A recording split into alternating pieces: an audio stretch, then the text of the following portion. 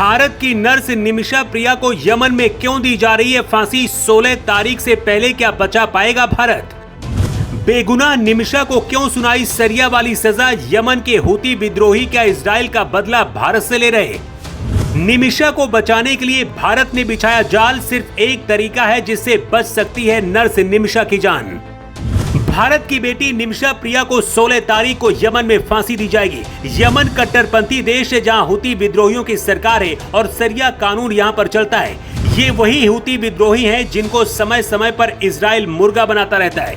Bharat Israel का समर्थन करता है और अब लगता है कि इसका बदला ही यमन के हूती विद्रोही निमिषा से ले रहे हैं। जैसे निमिषा को फांसी देने की खबर भारत तक आई, पूरे भारत के लोग इसे रोकने की मांग कर रहे हैं। भारत की इस बेटी को बचाने के लिए मोदी सरकार ने जाल बिछाना शुरू कर दिया है। सिर्फ एक ही रास्ता बचा है जिससे निमिषा को बचाया जा सकता है, लेकिन उससे पहले आपको बताते हैं कि आखिर केरल की रहने वाली पढ़ी लिखी निमिषा कट्टरपंथियों के इस देश यमन में क्या करने गई थी और कैसे फंस गई। जो लोग इजराइल का विरोध करते हैं वो इस खबर को जरूर देख लें, क्योंकि निमिषा के साथ जो हुआ उसके बाद उनकी आंखों का भी चश्मा उतर जाएगा।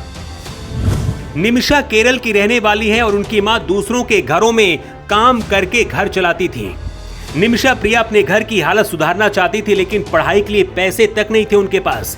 एक संस्था की मदद से निमिषा ने नर्सिंग कोर्स किया, लेकिन केरल में उन्हें नौकरी नहीं मिली, जिसके बाद निमिषा ने यमन जाने का फैसला किया। 2008 में यमन जाते ही निमिषा को देश की राजधानी सना के एक सरकारी अस्पताल में नर्स की नौकरी मिल गई। नौकरी मिलते ही निमिषा मां को बताती हैं कि उनके दिन अब बदलने वाले हैं, क्योंकि उन्हें सरकारी अस्पताल में नौकरी मिल गई है। 3 साल बाद निमिषा अपनी शादी के लिए कोच्चि आई। निमिषा की शादी ऑटो चलाने वाले टॉमी थॉमस से हुई और शादी के बाद वो पति के साथ यमन लौट गई। 2012 तक निमिषा ने एक बेटी को जन्म दिया। बेटी की देखरेख करना दोनों के लिए मुश्किल हो गया था। थॉमस की सैलरी भी काफी कम थी। ऐसे में थॉमस अपनी बच्ची की परवरिश के लिए 2014 में उसे लेकर वापस केरल लौट आए।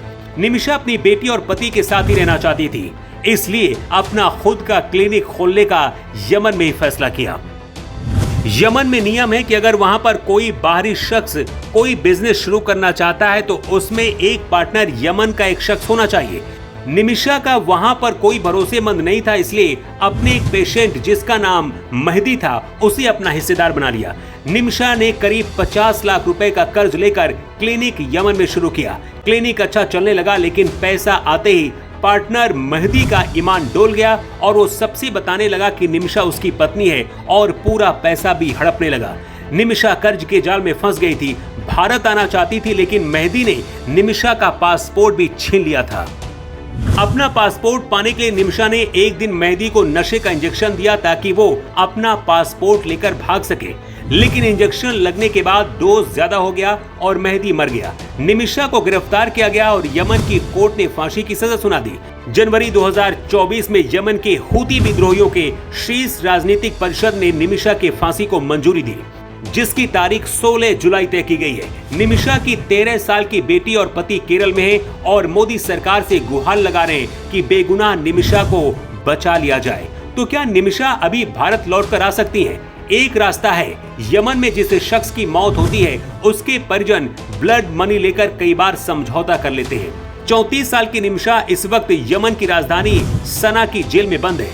मोदी सरकार और भारतीय दूतावास एक्टिव हो गया है। भारत ईरान के जरिए यमन से बात कर रहा है, क्योंकि ईरान और यमन में दोस्ती है। अगर ईरान के दखल से भी निमिषा को यमन नहीं छोड़ता है तो भारत को कोई ठोस कदम उठाना होगा। मांग तो ये भी की जा रही है कि भारत को सेना भेजकर इजराइल की तरह तबाह कर देना चाहिए।